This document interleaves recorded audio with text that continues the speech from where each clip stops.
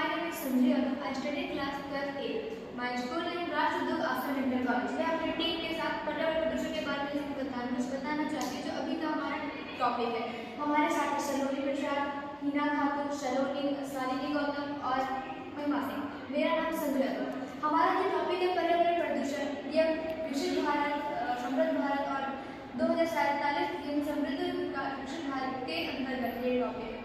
हमारा जो टॉपिक है पर्यावरण प्रदूषण एक ऐसी चुनौती है जो इसको ना भारत देश को फेस कर रहा है, पूरा विश्व इसको फेस कर रहा है। पर्यावरण प्रदूषण से बहुत सारी बीमारियां उत्पन्न हो रही है, बहुत सारे टाइप के प्रदूषण हो रहे हैं, जैसे कि वायु प्रदूषण, जल प्रदूषण, मृदा प्रदूषण और ध्वनि प्रदूषण। इन प्रदूषणों के कारण व्यक्ति बहुत सारी बीमारियां झेल रहा है, बहुत सारी चुनौतियां झेल रहा है। इसके अंदर जैसे कि जल प्रदूषण हो गया।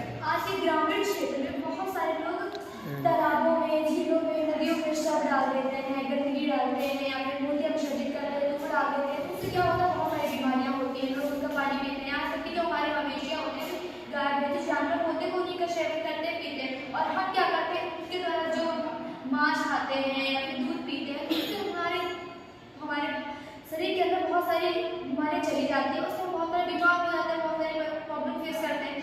और सबसे इम्पॉर्टेंट बात ये है कि किसी भी देश का जो भविष्य होता है उसकी युवा पीढ़ी पर निर्भर करता है। अगर युवा पीढ़ी ही बीमार रहेगी, अपना स्वास्थ्य सही नहीं रहेगा, विकसित नहीं कर पाएगा, अगर कोई युवा ही अपना विकास नहीं कर पाएगा तो देश कैसे विकसित होगा। इसीलिए हमको अगर अपने देश का विकास करना है, सबसे पहले खुद का विकास करना होगा, तभी देश का विकास होगा। जैसे कि हमारे टीम में अभी सलोनी जी हमें बताएंगे अपने टॉपिक पर जो तैयार करते हैं।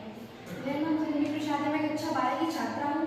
मैं आप सभी के सामने प्रदूषण के बारे में जो कौन से अनेक कारण होते हैं जिससे प्रदूषण होता है, मैं आपके सामने जल प्रदूषण का कारण एवं निवारण बताना चाहती हूँ। जल प्रदूषण के कारण क्या है?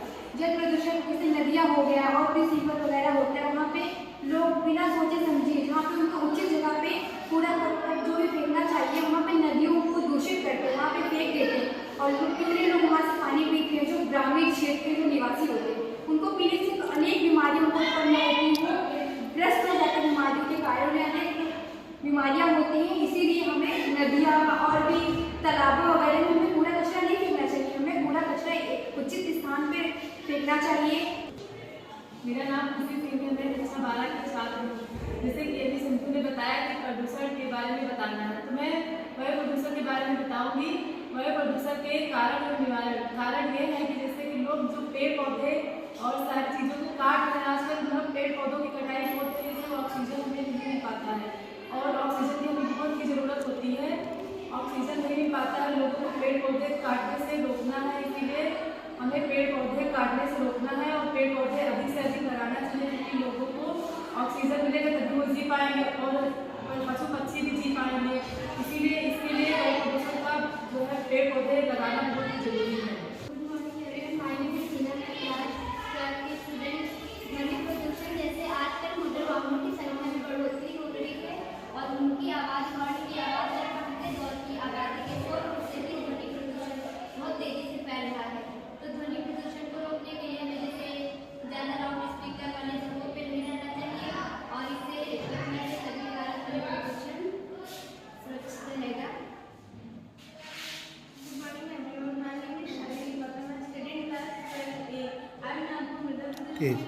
आज मैं आपको मृदा प्रदूषण के बारे में बताना चाहती हूँ। मृदा प्रदूषण के कारण से किसानों को बहुत सारी हानियाँ होती हैं, जैसे उनकी उपज बहुत कम होती है, जिससे उन्हें अपनी उपज का सही दाम नहीं मिल पाता।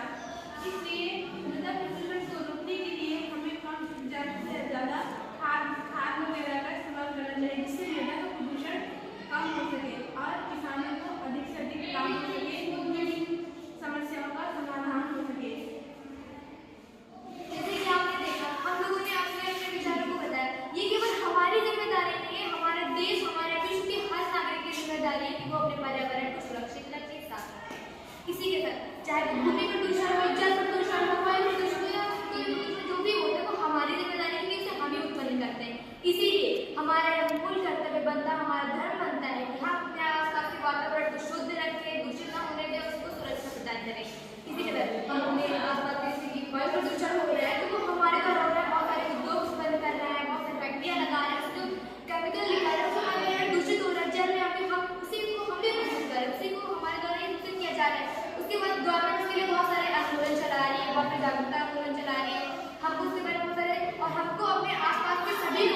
जागरूक करना चाहिए, बच्चों को समझाना चाहिए, बाकी का आपस में लोगों को बताना चाहिए कि हमें ये काम नहीं करने चाहिए या फिर ये काम करने चाहिए।